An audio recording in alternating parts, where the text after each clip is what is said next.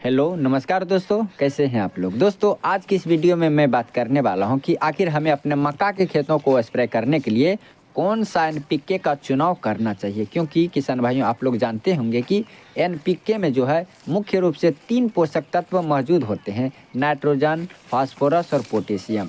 और यह सभी पोषक तत्व मक्का के खेतों के लिए बहुत ही ज़्यादा ज़रूरी है। सो इसीलिए किसान भाइयों आज की इस वीडियो में हम यही बात करूंगा कि आखिर हमें अपने मक्का के खेतों को कौन से एनपीके से स्प्रे करना चाहिए, कब स्प्रे करना चाहिए और स्प्रे करने से हमें क्या क्या लाभ मिलते हैं। तो किसान भाइयों आगे बढ़ने से पहले आप सभी से रिक्वेस्ट है कि हम 10 के सब्सक्राइबर के बहुत ही नज़दीक हैं। सो इसलिए थोड़ा सा सपोर्ट दिखाइए और किसान भाइयों आप हमारे चैनल को सब्सक्राइब करके हमें 10 के सब्सक्राइबर कंप्लीट करवा दीजिए। और हाँ, प्लीज़ इस वीडियो को अपने दोस्तों के पास भी शेयर कर दीजिएगा ताकि हमारे और आपके माध्यम से उसको भी कुछ मदद मिल सके। तो आइए किसान भाइयों बात करते हैं कि आखिर हमें अपने मक्का के खेतों को एनपीके से स्प्रे क्यों करना चाहिए, इनसे क्या लाभ होते हैं। तो जैसा कि हमने पहले बता दिया हूं कि एनपीके में जो है मुख्य रूप से 3 पोषक तत्व मौजूद होते हैं, एन यानी नाइट्रोजन, पी माने फास्फोरस और के माने पोटेशियम। और यह तीनों पोषक तत्व मक्का के खेतों के लिए बहुत ही ज़्यादा ज़रूरी है। किसान भाइयों बात करें कि आखिर यह तीनों पोषक तत्व नाइट्रोजन, फास्फोरस और पोटेशियम मक्का के खेतों के लिए आखिर क्यों इतना ज़रूरी है। क्योंकि अगर आप इन पोषक तत्वों के बारे में नहीं जानेंगे तो आप सही एनपीके का चुनाव कभी नहीं कर पाएंगे। इसीलिए हमें इन पोषक तत्वों के बारे में जानना आवश्यक हो जाता है। तो सबसे पहले बात करूं कि नाइट्रोजन जो है हमारे मक्का के पौधे के लिए क्यों ज़रूरी है। तो आप सभी को पता होगा कि नाइट्रोजन जो है मक्का के पौधे की लंबाई को बढ़ाते हैं और नाइट्रोजन जो है पत्तियां में मौजूद क्लोरोफिल की संख्या को बढ़ाते हैं और क्लोरोफिल की वजह से ही मक्का के पौधे में प्रकाश संश्लेषण की प्रक्रिया जो है ठीक से हो पाते हैं, जिसके वजह से मक्का के पौधे जो है ठीक से वृद्धि कर पाते हैं और मक्का के पौधे में एक अच्छे ग्रोथ मिल पाते हैं। और इसके अलावा मक्का के पौधे में प्रोटीन का निर्माण करते हैं और इसी की वजह से मक्का के पौधे अच्छे से विकास कर पाते हैं। और दोस्तों मक्का के पौधे में नाइट्रोजन की कमी का लक्षण हम साफ साफ देख भी सकते हैं, क्योंकि जिन मक्का के पौधे में नाइट्रोजन की कमी होंगे उन मक्का के पौधे के नीचे वाले पत्ते सबसे पहले पीला होने लगेंगे और धीरे धीरे करके वह मक्का के पूरे ही पौधे पीला हो जाएंगे और नाइट्रोजन की कमी के कारण पौधे की वृद्धि धीमी हो जाएंगे, यानी मक्का के पौधे ग्रोथ करना बंद कर देंगे। और दोस्तों बात करें कि मक्का के पौधे के लिए फास्फोरस का क्या योगदान है, यानी फास्फोरस हमारे मक्का के पौधे के लिए क्यों जरूरी है। तो फास्फोरस जड़ों को मजबूत बनाते हैं और जड़ को अच्छे तरीक़ा से विकास करते हैं और इसके वजह से कि मिट्टी में मौजूद पानी और पोषक तत्वों को पौधे जो है अधिक प्रभावी ढंग से अवशोषित कर सकते हैं तथा ऊर्जा उत्पादन में भी यह महत्वपूर्ण भूमिका निभाते हैं। और इतना ही नहीं, यह फल और फूलों का भी विकास करते हैं और इसके वजह से हमारे फसलों का पैदावार बढ़ जाते हैं। किसान भाइयों बात करें कि इनकी कमी का लक्षण हम कैसे पहचान सकते हैं, तो पत्तियां जो है छोटी रह जाएंगे और पत्तियां के ऊपर गहरे हरे रंग दिखाई पड़ेंगे। और दूसरा पहचान यह है कि पत्तियां के किनारे किनारे बैंगनी रंग दिखाई पड़ते हैं और कभी कभी यह रंग ज़्यादा भी दिखने लगता है, जैसा कि आप यहां पर देखकर समझ सकते हैं। और फास्फोरस की कमी की वजह से भी पौधे की वृद्धि रुक जाते हैं।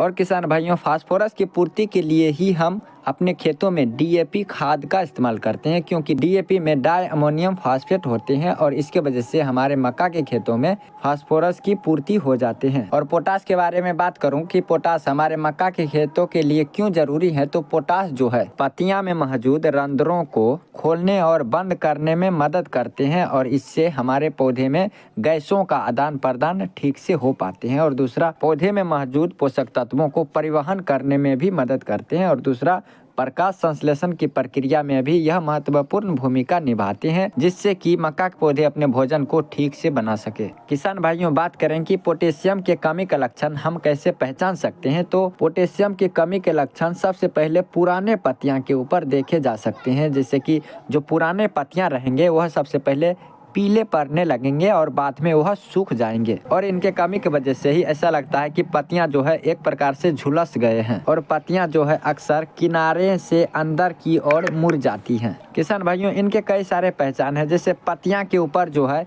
आपको भूरे धब्बे दिखाई पड़ते हैं, तो इन्हीं पोटेशियम के कमी के कारण ही पत्तियां के ऊपर भूरे धब्बे दिखाई पड़ते हैं। और किसान भाइयों पोटेशियम के कमी के वजह से जो है हमारे मक्का के पौधे में रोग प्रतिरोधक क्षमता जो है वह घट जाते हैं, यानी पौधे के अंदर से रोगों से लड़ने की शक्ति जो है वह ख़त्म हो जाते हैं और इसके वजह से हमारे मक्का के पौधे में कई प्रकार की समस्या देखे जा सकते हैं। किसान भाइयों, आशा करते हैं कि आप समझ चुके होंगे इन पोषक तत्वों की कमी का लक्षण हम कैसे पहचान सकते हैं और इनके कमी होने की वजह से हमें किन किन मुश्किलों का सामना करना पड़ सकता है। तो इसीलिए इन्हीं पोषक तत्वों की पूर्ति के लिए हम अपने मक्का के खेतों में NPK का स्प्रे करते हैं। किसान भाइयों, बात करें कि आखिर हमें अपने मक्का के खेतों में कौन सा NPK का स्प्रे करना चाहिए कि हमें अच्छे लाभ हो सके। तो जैसा कि हमने आपको बताया कि कौन सा पोषक तत्वों की कमी की वजह से हमें अपने मक्का के खेतों में कौन सा लक्षण दिखाई देते हैं, तो आप लक्षणों को ध्यान में रखते हुए सही NPK का चुनाव कर सकते हैं। और आज की इस वीडियो में हम आपको 3 से 4 NPK के बारे में बताऊंगा, जिससे कि आपको पता लग जाएगा कि आखिर हमें अपने मक्का के खेतों में कौन सा NPK का स्प्रे करने से हमें क्या लाभ होंगे। तो आइए किसान भाइयों, सबसे पहले हम बात करते हैं NPK 19-19-19 के बारे में, क्योंकि यह जो NPK है आजकल काफ़ी चर्चा में है और इनका इस्तेमाल सभी कोई अपने फसलों में कर रहे हैं। तो अगर हम इनका इस्तेमाल अपने मक्का के खेतों में करते हैं तो हमें क्या लाभ मिलेंगे। तो देखिए, NPK 19-19-19 में तीनों पोषक तत्व नाइट्रोजन, फास्फोरस और पोटेशियम की मात्रा 19% होते हैं, यानी तीनों पोषक तत्व एक समान मात्रा में मौजूद होते हैं। तो अगर आप इनका इस्तेमाल अपने मक्का के खेतों में करते हैं तो आपको तीनों पोषक तत्व संतुलित मात्रा में मिल जाएंगे, जिसके वजह से कि आपके मक्का के पौधे अच्छे से विकास करने लगेंगे। और अगर आपके मक्का के पौधे में अगर किसी भी प्रकार की समस्या है, जैसे पीलापन की समस्या हो या फिर पत्तियां जो है बैंगनी रंग के हो रहे हैं या फिर मक्का के पत्तियां सफ़ेद हो रहे हैं, तो इस प्रकार की जो भी समस्या होगा वह भी दूर हो जाएंगे। बात करते हैं कि इनका डोज कितना लेना है। तो 1 kg प्रति एकड़ की दर से आप अपने मक्का के खेतों को स्प्रे कर सकते हैं। और बात करें कि एक टंकी में कितना डालना चाहिए, तो 100 ग्राम पर टैंक के हिसाब से आप अपने मक्का के खेतों को स्प्रे कर सकते हैं। और बात करें कि इनकी प्राइस कितनी होती है, तो यह आपको 200 से 250 के आसपास में मिल जाएंगे।